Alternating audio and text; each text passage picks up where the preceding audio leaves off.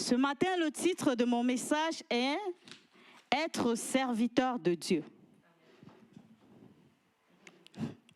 Tous chrétiens, nous sommes amenés à servir le Seigneur. La condition, ce que le Seigneur nous a dit dans le livre de Matthieu, « Allez et faites de toutes les nations ». Il n'a pas donné, il n'a pas indiqué la qualité de personne qui doit partir. C'est fait pour tous les chrétiens, sans exception. Je veux bénir le Seigneur parce qu'il y en a dans l'Église qui se sont engagés. Il y a des anciens, il y a des diacres qui sont en processus. Et je rends grâce à Dieu pour leur vie. Et je veux encourager d'autres personnes à se mettre dans le service. Alléluia. Parce que c'est ce que le Seigneur recherche pour nous. Avant d'entrer dans le but du message, toi et moi, on va rentrer dans la prière pour demander au Seigneur de nous accompagner, de prendre le total contrôle ce matin. Alléluia. Saint-Esprit de Dieu, merci. Merci pour l'opportunité que tu donnes à ton peuple encore en ce jour d'être dans ta présence. Seigneur, nous sommes là parce que nous sommes venus rencontrer le Dieu fidèle que tu es. Nous sommes venus rencontrer le Tout-Puissant. Seigneur, nous prions que tu puisses ouvrir notre entendement, afin que la parole que tu as préparée pour ton peuple ce matin, que cela sorte avec puissance. Saint-Esprit de Dieu, c'est toi qui es le patron en ce moment. Je prie que tu prennes le contrôle de tout ce qui va se passer. Je m'abandonne à toi, afin que toi tu puisses prendre la place. Je diminue afin que tu grandisses en ce jour. Merci Seigneur parce que tu visites ton peuple. Et ta bénédiction Seigneur rentre dans toutes les vies en ce moment. Que toute la gloire te revienne, reçois l'honneur et la magnificence au nom puissant de Jésus-Christ. Amen. Moi je vais dire, il ne faut pas avoir pitié de moi. Même si je travaille 12 heures, quand Dieu m'appelle à son service, je me lève. Comme on dit souvent, je n'ai pas de choix. Du moment où tu n'as pas de choix, tu marches comme il te demande. Ça va être un peu le but du message en ce jour. Être serviteur de Dieu, je vais commencer par le point 1, c'est un engagement, c'est une alliance. Lorsque tu acceptes de servir le Seigneur, ça veut dire que tu as signé un contrat. C'est pareil que dans le monde. Quand tu commences à travailler pour un homme, tu signes un contrat avec lui. Et c'est important de respecter le contrat. Parce que lorsque tu respectes le contrat, il y a des bénédictions. Il y a des primes que le boss te donne après sans que tu t'en rendes compte. Il y a les boss dans la salle. Ils peuvent comprendre ce que je dis. Quand tu respectes le contrat que tu as signé avec ton patron, certainement il y a des primes. Quand tu travailles bien, il te récompense.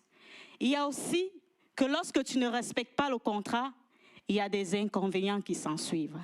Il y a des conséquences. C'est pareil avec Dieu. Lorsque tu décides de servir le Seigneur, il faut respecter cela. Alléluia. Et les primes que Dieu nous donne sont souvent inattendues. Parfois, lorsque nous sommes au service du Seigneur, nous croyons qu'il ne voit pas ce que nous faisons. J'ai une bonne nouvelle pour toi, il voit. Il voit très bien tout ce que tu fais. Et toujours la récompense va s'en venir. C'est comme ça que Dieu fonctionne. En deuxième, être serviteur de Dieu, c'est payer le prix. Oui, nous devons payer le prix lorsque nous nous engageons à servir le Seigneur. C'est-à-dire, il y a des choses qui étaient tellement importantes pour nous que Dieu va nous demander de lâcher prise. Il va nous demander d'abandonner. Il y a des choses que nous devrons perdre pour nous consacrer au Seigneur. Pour être totalement abandonnés à lui. Le plus souvent, ce sont des choses que nous voyons, cela très précieux à nos yeux. Cela est très important. Et c'est dur de se débarrasser de cela. C'est dur d'abandonner. Parfois, le Seigneur peut passer par un homme pour te dire, laisse ça parce que c'est ça qui t'empêche de servir le Seigneur. Tu ne vas pas écouter. Il va passer par la nature. Il va passer par un enfant pour te dire, abandonne. Jusqu'au jour où lui-même, il sonne la cloche dans ton oreille. Le Seigneur passe par tous les moyens pour nous parler. Il passe par tous les moyens pour nous dire ce qu'il veut. Alléluia. Ouvrons nos Bibles dans le livre de Matthieu chapitre 5, le verset 29 au verset 30.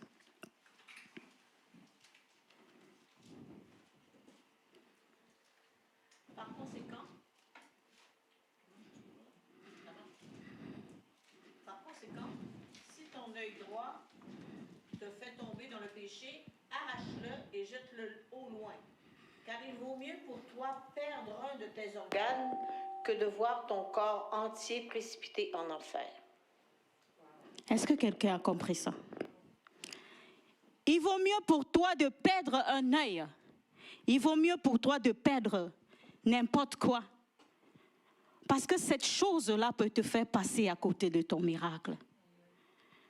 Tu peux ne pas entrer dans la bénédiction de Dieu à cause de cette chose. La Bible parle d'un œil. La Bible parle d'un bras, d'une main. Mais c'est quoi cette affaire qui t'empêche d'être concentré dans le service? Est-ce que c'est l'argent? Est-ce que c'est ta maison? Est-ce que c'est l'héritage? Est-ce que ce sont les choses de ce monde? Examinons-nous ce matin et regardons au plus profond de nous. Qu'est-ce qui est une barrière afin que nous ne puissions pas nous engager comme il faut? Que le Seigneur nous aide à connaître ces choses et à se débarrasser. Ça fait souvent mal à notre chair, très très mal. Mais il faut que la chair ait mal pour que l'esprit soit vivifié, pour que l'esprit soit vivant. La chair doit avoir mal. La chair doit souffrir. Le Seigneur nous dit ce matin, lâchons ces choses qui nous empêchent d'entrer en profondeur dans son service. Lâchons-les. Est-ce que c'est le travail qui est plus important? C'est pour ça que ce matin, même si j'ai travaillé 16 heures de temps, même si j'ai travaillé 20 heures de temps, du moment où le serviteur de Dieu me dit, tu vas amener la parole, j'ai dit, Seigneur, je lève les mains vers toi, parce que je sais une chose, c'est toi qui détiens ma vie. C'est à toi que j'appartiens. Alors je me lève pour ton service. Je me lève pour me consacrer à toi. Alléluia. Le troisième point, un autre point, notre Dieu, c'est un Dieu jaloux. Ouvrons nos Bibles dans le livre de Josué, chapitre 24. On va lire 2 versets en même temps. Josué, chapitre 24. Le verset 19. Alors Josué dit au peuple, vous ne serez pas capables de servir l'Éternel, car c'est un Dieu saint, un Dieu qui ne tolère aucun rival. Il ne tolérera ni vos révoltes, ni vos péchés. On va continuer avec 2 Corinthiens 11, versets 2 à 3, ça va vers la même lancée. Car j'ai pour vous un amour qui ne tolère aucun rival et qui vient de Dieu lui-même. Je vous ai en effet fiancé à un seul époux, pour vous présenter au Christ comme une jeune fille pure. C'est l'apôtre Paul qui parlait ainsi. Dieu est un Dieu jaloux. On peut se poser la question, comment ça Dieu est jaloux? Oui, il est jaloux de toi, il est jaloux de moi. Il nous appelle la prunelle de ses yeux, bien-aimés. Nous sommes importants à ses yeux. Alors il ne veut pas nous partager avec quelque chose d'autre, avec quelqu'un d'autre. Du moment où une autre chose prend la place de Dieu dans notre vie, il commence à être choqué. C'est clair dans la parole de Dieu. L'apôtre Paul dit, je vais vous présenter au Seigneur comme une épouse. Nous sommes l'épouse de Christ. Il y a quel homme qui va voir sa femme avec un autre homme et tolérer cela? Je parle même de la vie de couple. Est-ce que quelqu'un comprend cela? Il n'y a aucun homme ou aucune femme qui doit voir son partenaire avec quelqu'un d'autre et être content. Il y a des mariés dans la salle. Clément, est-ce que tu vas être content un jour de voir Annie quelque part en train de tenir la main d'un autre homme? Waouh!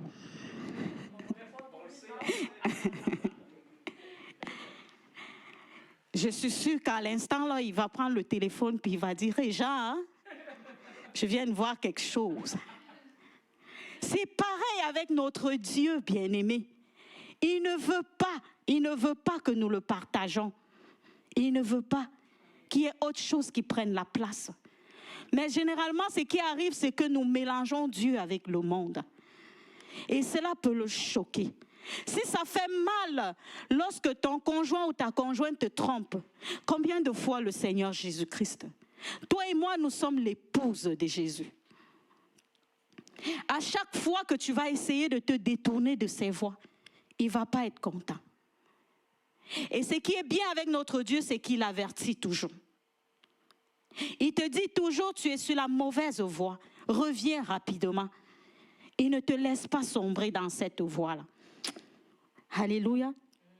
Nous devons lui prouver notre amour parce qu'il nous aime. Et c'est parce qu'il nous aime qu'il est jaloux. C'est parce qu'il nous aime qu'il ne veut pas nous partager. C'est quoi ton degré d'amour avec ton Père? À quel point tu l'aimes? Est-ce que c'est pareil que pour lui? C'est sûr que notre amour ne peut pas atteindre celui de Jésus. Mais nous travaillons pour ça.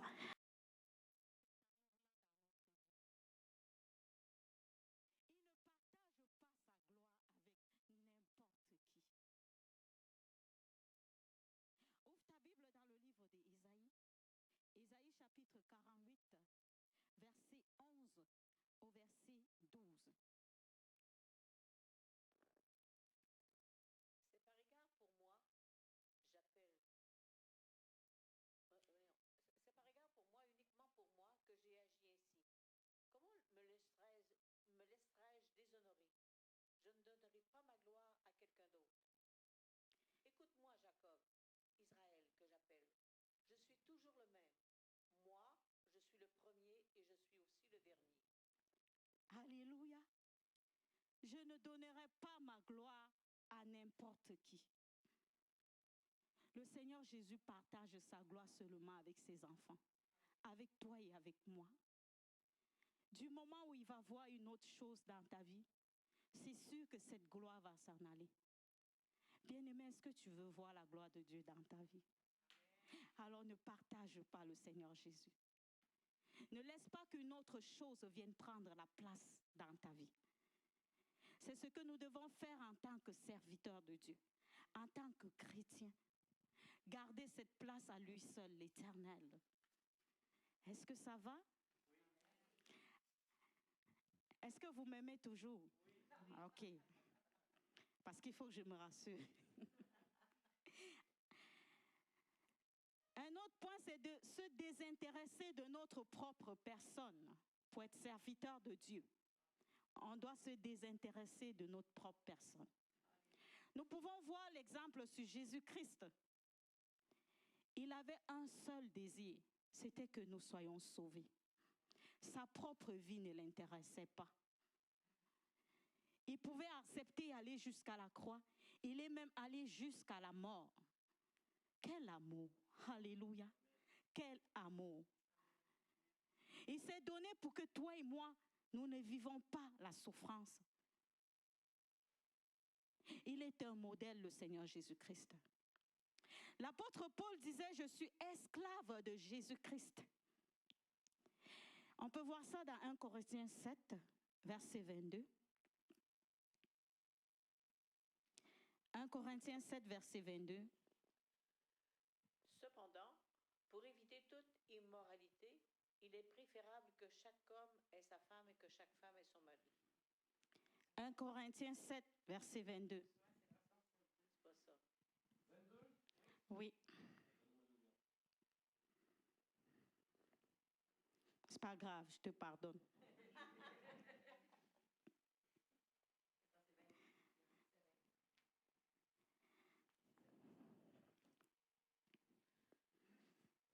Car un esclave qui a été appelé à servir le Seigneur est un affranchi du Seigneur. Et de même, l'homme libre que Dieu a appelé est un esclave du Christ. Alléluia. Un esclave qui a été affranchi. il est libre en Jésus-Christ.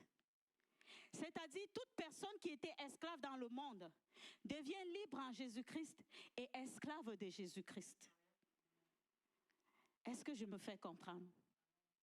Du moment où tu deviens esclave de Jésus-Christ, la définition du mot esclave, ça veut dire une personne qui est sous la toute-puissance d'un maître. Il est sous la toute-puissance. Lorsque nous avons vu nos cours d'histoire à l'école, on pouvait voir comment les esclaves dans le monde étaient traités. Hein? Est-ce que tu comprends que c'est un privilège que tu sois sorti du monde? C'est un gros privilège. Les esclaves dans le monde souffrent. On les enchaîne, on les bastonne. Ils vivent une vie d'enfer. Avec Jésus-Christ, c'est différent.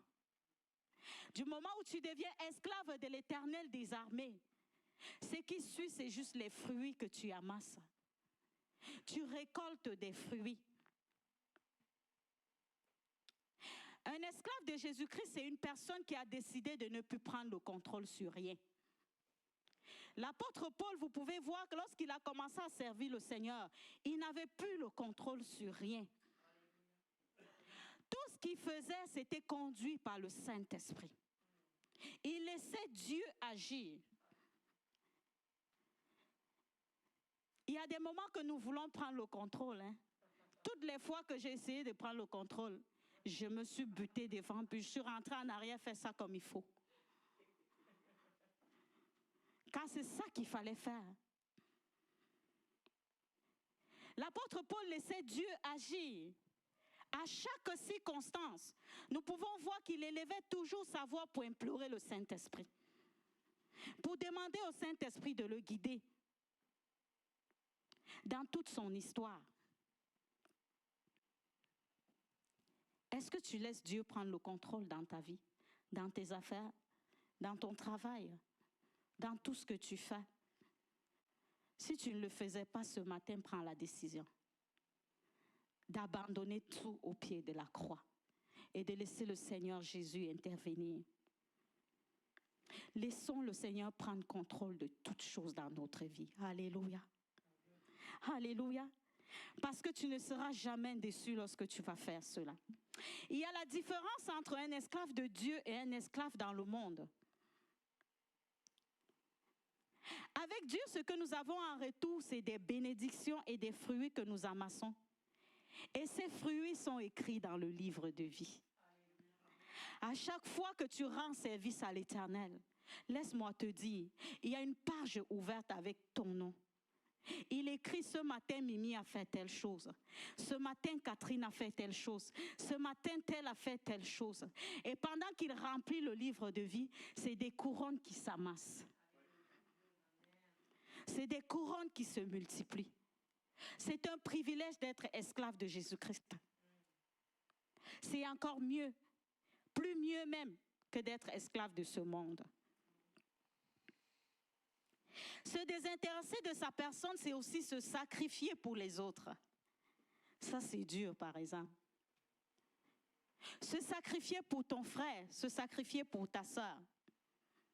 Ouvrons nos Bibles dans le livre de 1 Jean 3,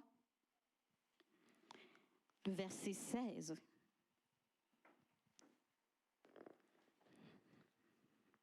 « 1 Jean 3, verset 16.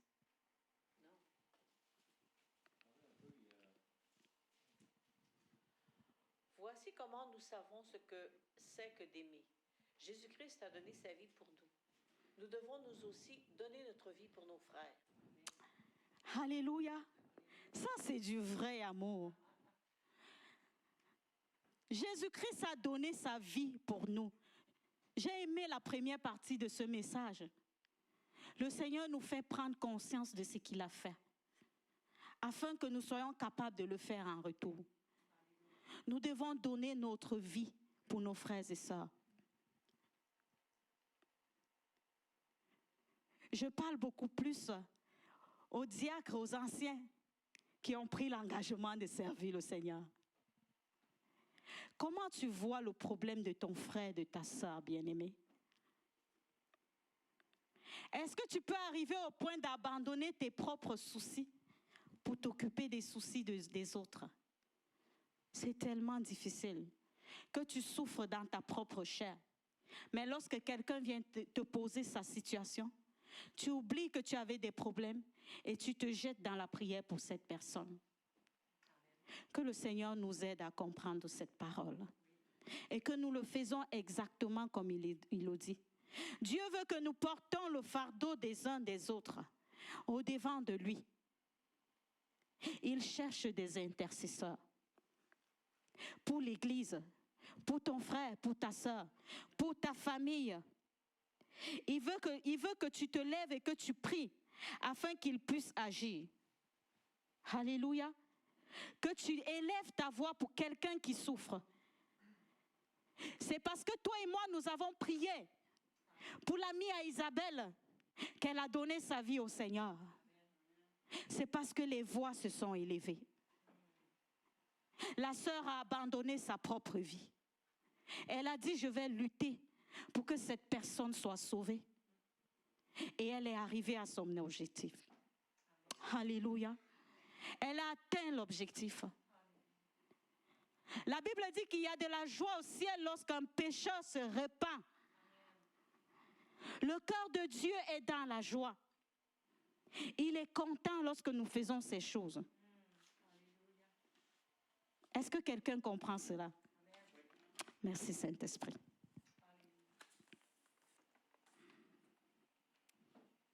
Gloire à ton nom. Surtout nous qui sommes amenés à encadrer les brebis. Régent puis Mimi, que le Seigneur vous bénisse. Qui sont amenés à prendre soin des âmes. C'est tellement dur. C'est un gros travail. Il y en a beaucoup ici qui portent les autres dans la prière, qui oublient leurs propres soucis pour aller plaider auprès de Dieu pour la situation des uns et des autres. J'ai une bonne nouvelle pour toi. Tu es une personne bénie au nom de Jésus. Parce que le cœur du Seigneur est content pour des personnes comme ça. Alors j'aimerais que nous tous, nous allons vers la même lancée. Que le Saint-Esprit nous aide à accomplir cela dans nos vies. Alléluia. Et je pense qu'il le fera à partir de ce matin, afin que nous puissions honorer sa parole. Chrétiens, nous devons prier pour les serviteurs de Dieu. Nous devons implorer le Seigneur dans leur vie. Est-ce que tu t'es déjà posé la question? Quand toi, ça ne va pas dans ta vie, tu appelles au téléphone. Tu viens toquer à leur porte. Mais eux, quand ça ne va pas, ils partent voir qui? Qui est-ce qu'ils partent voir? Si ce n'est se jeter au pied de la croix. Les hommes et les femmes de Dieu ont besoin des prières. Et ils ont besoin de nos prières. Que le Seigneur puisse intervenir.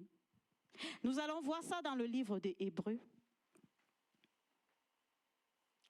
Hébreux chapitre 13, le verset 17 et 18.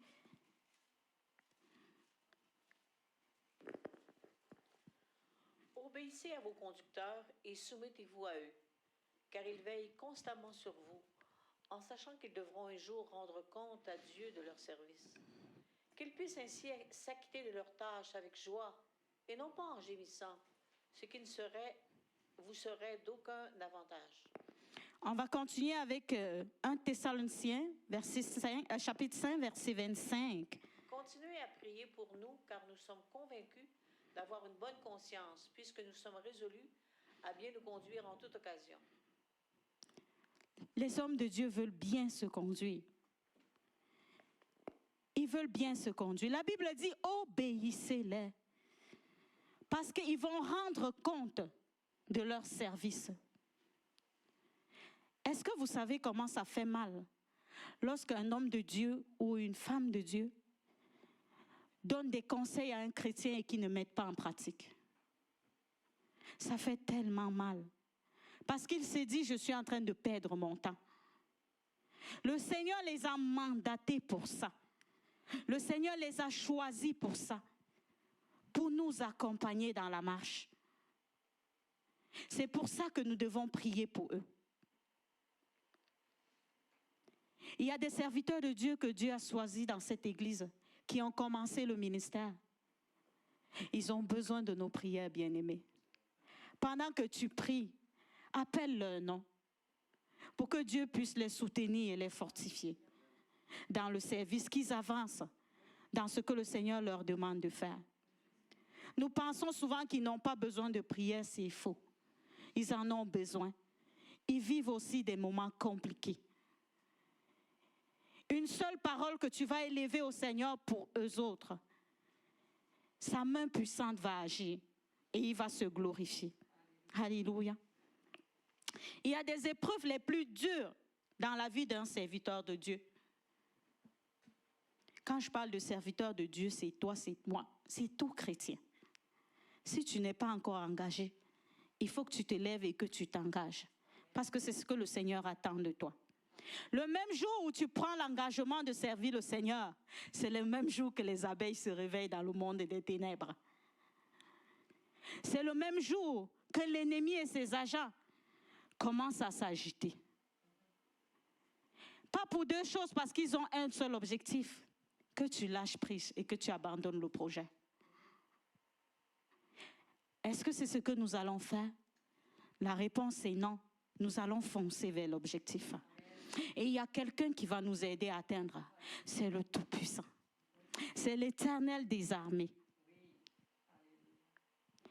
Si nous allons remarquer, c'est quand Jésus-Christ a commencé pleinement son ministère que le diable l'a amené où? Le diable l'a amené quelque part. Et commençait à lui mettre devant les faits accomplis. Pourquoi tu es surpris quand tu commences à servir Dieu et que la vie devient compliquée? Avec Dieu, ce n'est pas du bonbon, ce n'est pas du chocolat non plus. Oui, le jour où tu acceptes de servir le Seigneur, oui, ce jour-là même, ça va commencer à devenir compliqué dans ta vie. Il ne faut pas que tu sois surpris. La parole de Dieu est claire. Après les persécutions, c'est la gloire de l'Éternel qui s'en vient. Le Seigneur, il s'assure et il respecte sa parole. Christ a eu la victoire sur l'ennemi.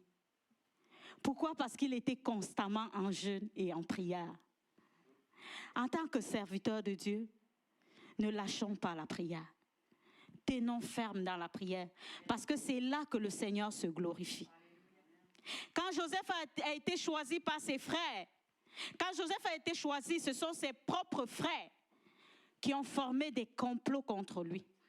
Ça, c'est le moment où Joseph a commencé à rendre ministère, où la main de Dieu a commencé à agir dans la vie de Joseph.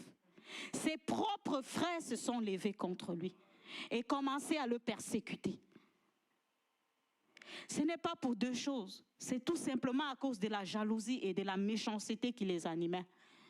Ici, je parle de la mauvaise jalousie, parce que la jalousie de Dieu, c'est la bonne.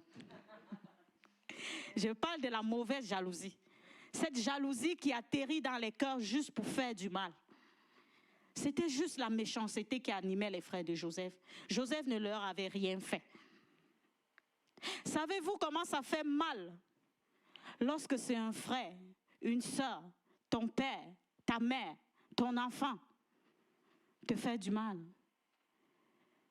C'est profond de la douleur. C'est très touchant.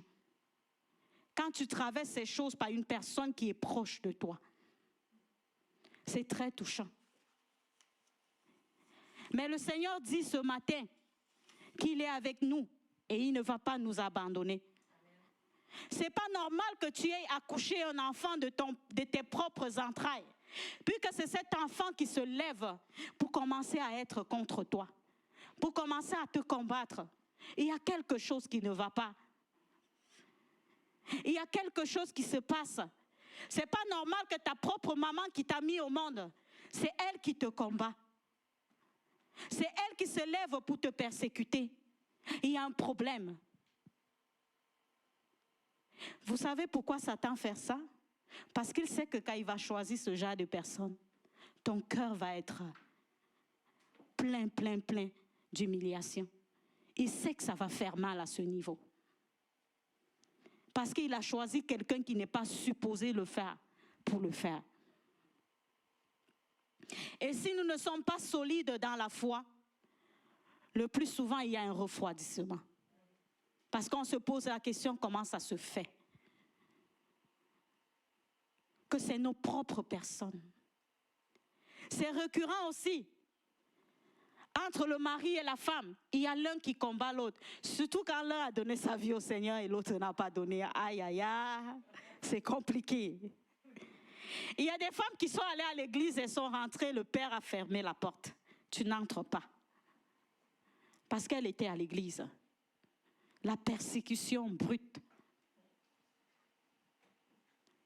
Parfois, c'est le dimanche matin que les problèmes commencent. Parce qu'on doit s'assurer que tu n'es pas parti à l'église. En ce moment, le cœur de l'ennemi est content. Il se rassure que tu vas avoir mal comme il faut. Je suis en train d'arriver à quelque part. C'est tellement humiliant de vivre des situations pareilles. Ouvrons nos Bibles, on va voir un serviteur de Dieu. 1 Samuel 2, le verset 22 au verset 25. On va voir l'histoire de quelqu'un qui a vécu des situations pareilles. Élie était très âgé. Il entendait dire comment ses fils agissaient envers les Israélites, et même qu'il couchait avec les femmes qui se rassemblaient à l'entrée de la tente de la rencontre. Il leur dit, « Pourquoi agissez-vous ainsi? J'apprends de tout le peuple votre mauvaise conduite. Cessez donc, mes fils, car ce que j'entends raconter n'est pas beau. Vous détournez de la bonne voie le peuple de l'Éternel. Si un homme pêche contre un autre, Dieu est là pour arbitrer.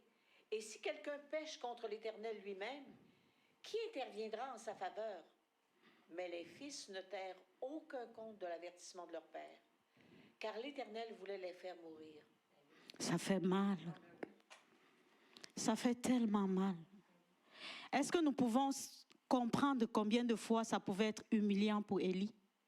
C'était un grand serviteur de Dieu. Mais la vie de ses enfants n'était pas correcte. C'est sûr qu'il a tout fait son possible. C'est ce qui se passe souvent avec les hommes de Dieu. C'est ce qui se passe souvent avec nous, parents, lorsque nous avons accepté le Seigneur et que nos enfants sont rebelles. On essaye du possible qu'on peut. Mais est-ce qu'on peut aller au-delà de la volonté de Dieu? Tout ce qu'on fait, c'est leur prêcher l'évangile. C'est le Saint-Esprit qui fait le reste.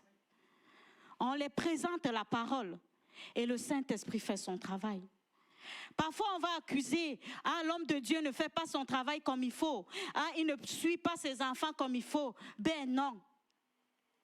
Est-ce qu'Élie n'était pas capable de suivre ses enfants? C'est juste que la rébellion était installée. Certainement, Élie a présenté l'évangile à ses enfants.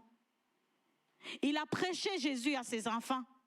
Mais ils ont choisi leur propre chemin. Et qu'est-ce qui est arrivé à la fin?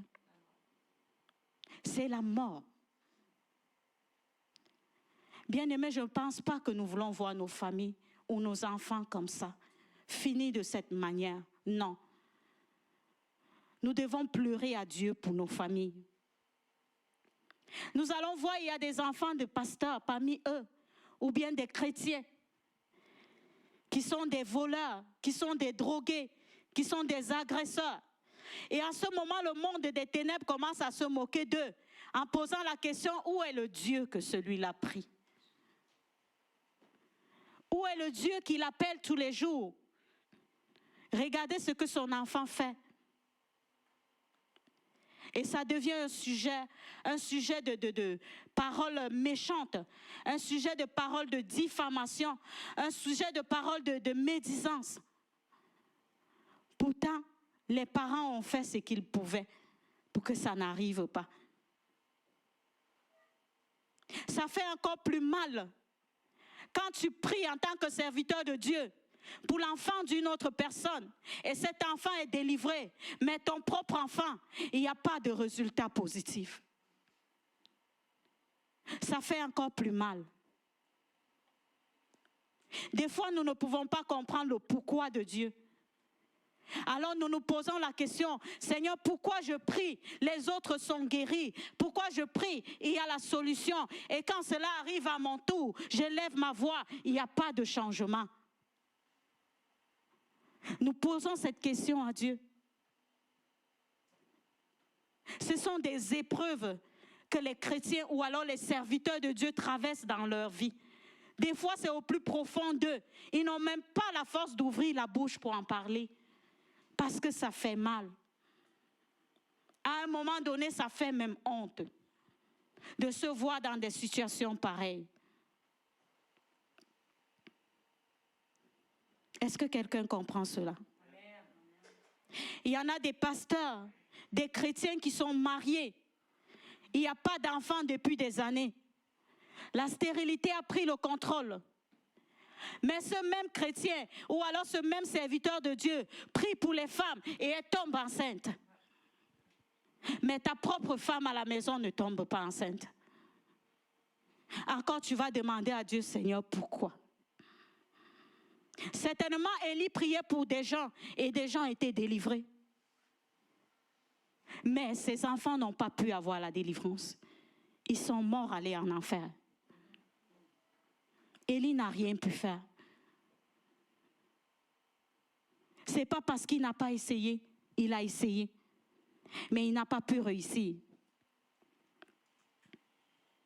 J'ai une bonne nouvelle pour toi.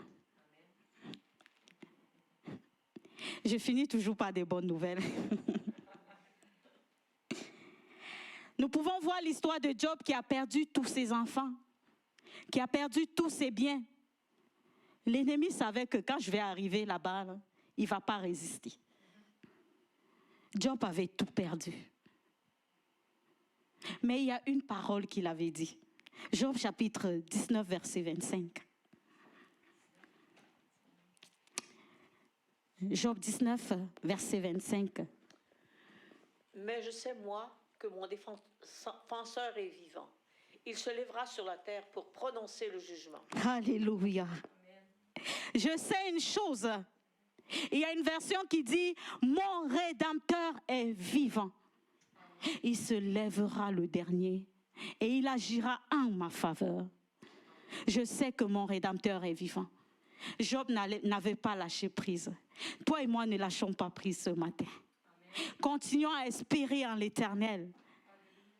Parce que du moment où il y a la sémence de Dieu dans la vie de cet enfant, qu'il pleuve, qu'il neige, le jour du Seigneur va arriver et quelque chose va se passer.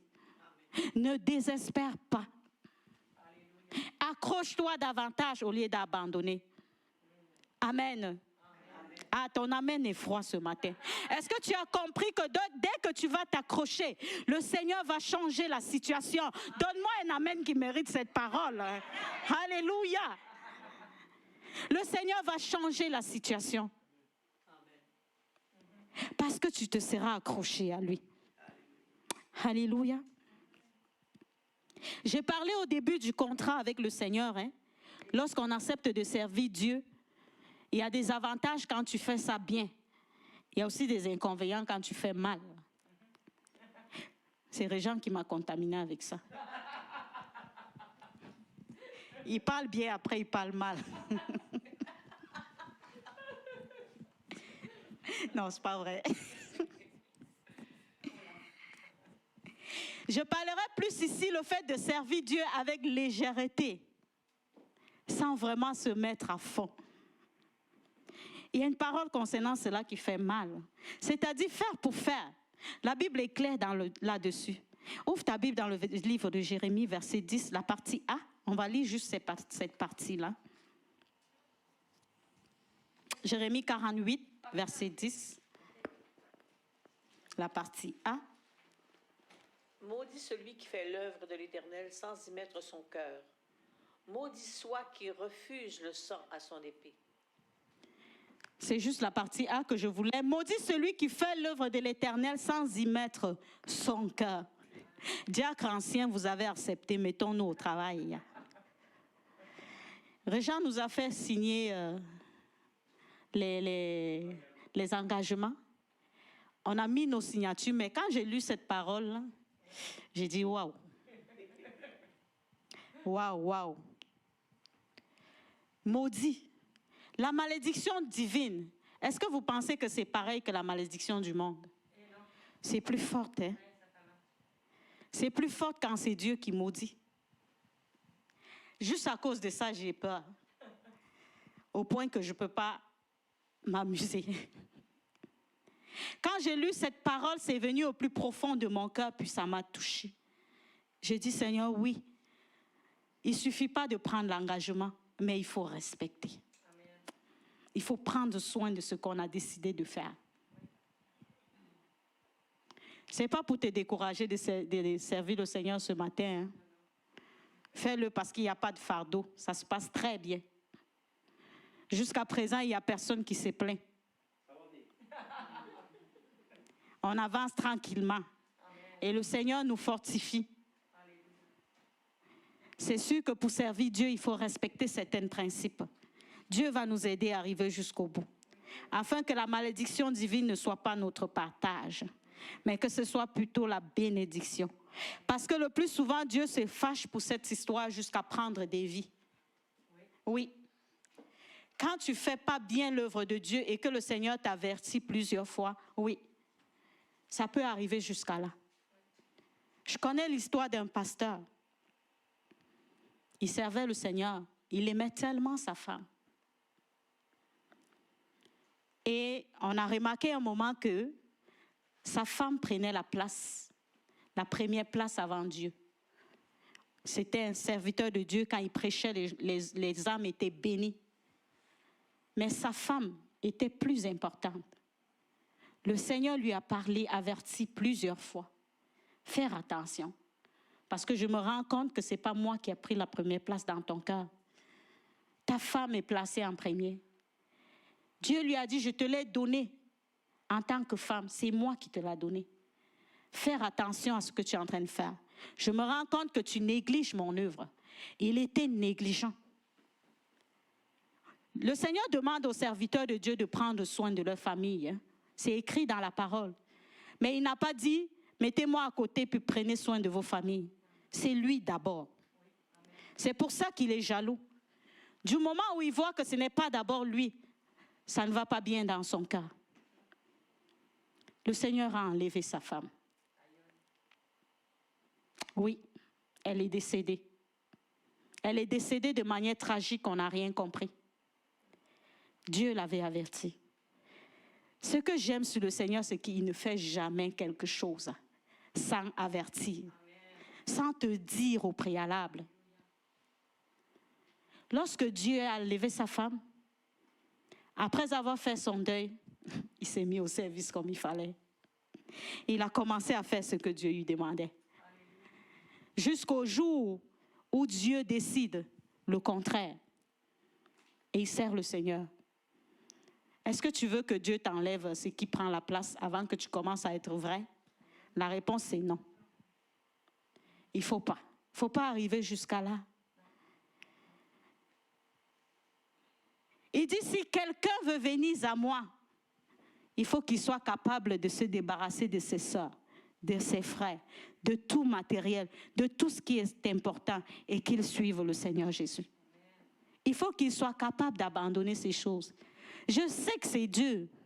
Je sais, ça, ce n'est pas facile. Mais lui, au travers de son esprit, nous aide à y arriver. Et nous atteignons le maximum. Amen. Ne soyons pas négligents à la parole de Dieu. Ne soyons pas négligents au service de l'Éternel. Faisons-le avec joie et avec amour et de la bonne manière. Parce que c'est ce que le Seigneur attend de nous. Il veut que nous respectons ses principes et que nous faisons ça tel qu'il le demande. Est-ce que quelqu'un veut encore servir Dieu ici?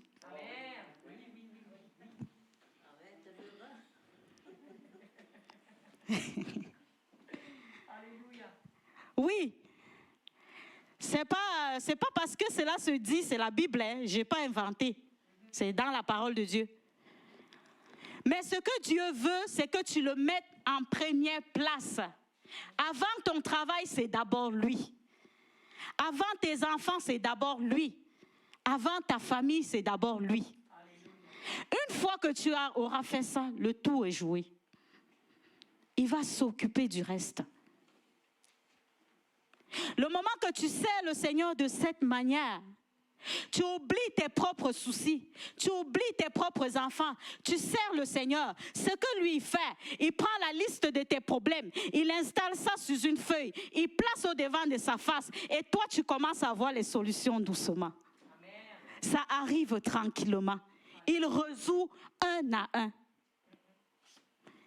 Parce que tu as servi comme il faut. Alors n'abandonnons pas le service. Alléluia. Il est content de te voir, de me voir, que même quand ça va mal, tu es là. Je serais dans mon lit en train de dormir en ce moment. Oui, j'avais tellement besoin de ça. Quand je finissais le travail ce matin à 7h45, j'étais tellement essoufflée que je me suis dit, waouh, comment ça va se passer? J'ai dit, Seigneur, je me laisse à toi. Catherine me demande souvent, tu vas faire comment? J'ai dit, c'est le problème du Saint-Esprit, ce n'est pas mon problème. Je m'abandonne à lui, puis je lui dis, fais ton travail. Parce que si je veux regarder à ma propre force, je ne peux rien faire. Ça sera impossible que je fasse quoi que ce soit.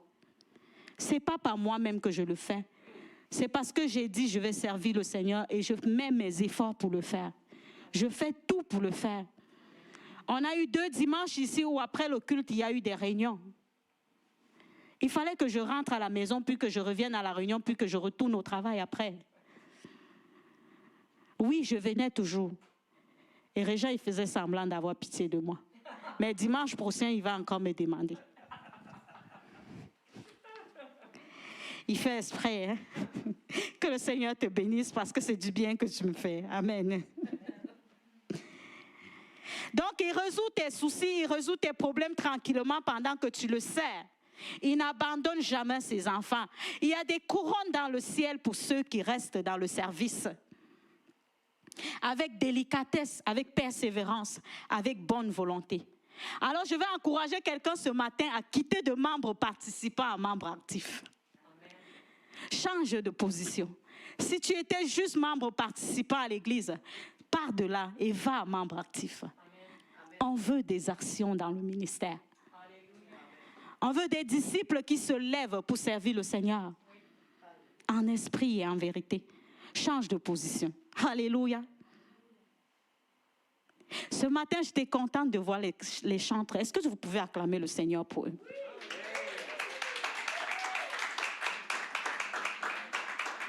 J'étais tellement contente quand je les ai vus ce matin. J'ai dit, waouh, Jésus, ça c'est ce que tu peux faire. C'est ce que tu peux faire.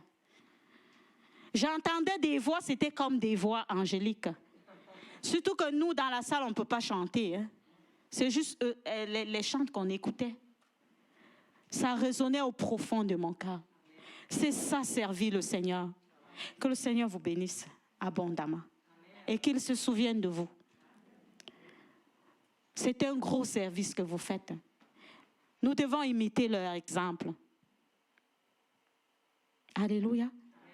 Nous devons travailler pour faire comme ça, pour que le Seigneur soit content. Je vais m'en aller vers la clôture. Pour l'occasion, je vais inviter les chantres.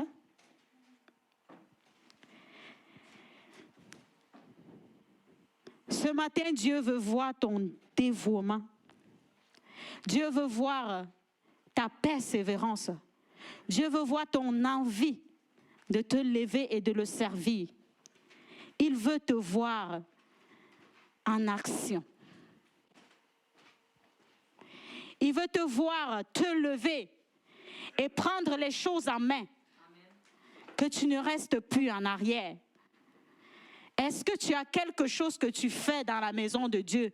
Si tu ne l'as pas encore, cherche à faire quelque chose. Il y a une grosse bénédiction qui est en arrière.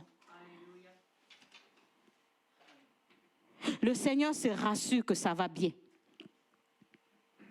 Alléluia.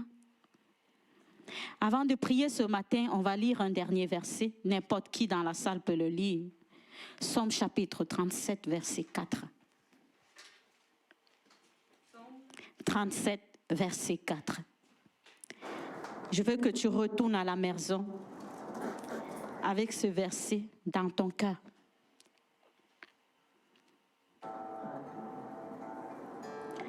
Quelqu'un qui a la page peut le lire. Psaume chapitre 37, verset 4. Je le lis. Fais de l'Éternel tes délices et il te donnera ce que ton cœur désire. Alléluia. Qu'est-ce que ton cœur désire?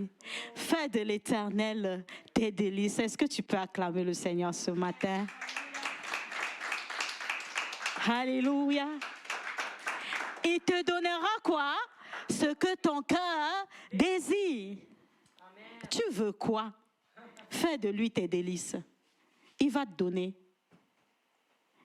Fais de l'Éternel tes délices, ça veut dire que tu le places en premier. Tu le places au devant de toutes choses. Et tout ce que ton cœur désire, il va te donner. Amen.